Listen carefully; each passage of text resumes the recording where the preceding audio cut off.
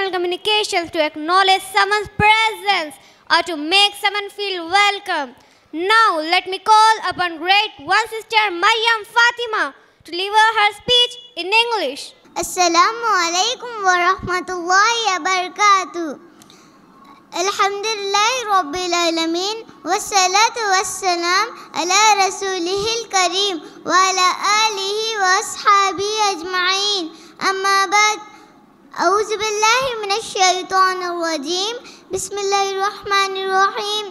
Wa idha hayyitum bitahiyyati fahayyu bi ahsana minha aw rudduha. I welcome you all with Islamic greetings. Assalamu alaikum. My name is Maryam Fatima. I am studying in grade 1 from IPS International. Today my topic is greetings. Greetings means a polite word or sign of welcome. When we meet each other, we greet in beautiful manner. Assalamu alaikum wa rahmatullahi wa barakatuh. May peace, mercy and blessings of Allah be upon you.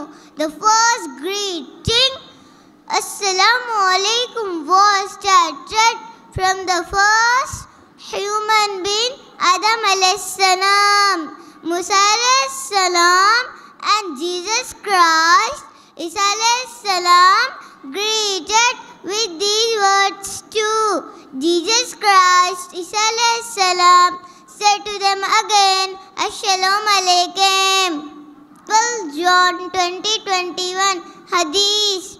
Messenger of Allah sallallahu alaihi wasallam said, when one of you meet a brother in faith, he should greet him. If a tree or wall intervenes between them and then he meets him, again he should greet him. Wa akhiru da'wana anil hamdulillahi rabbil alameen. Assalamu alaikum wa rahmatullahi wa barakatuh.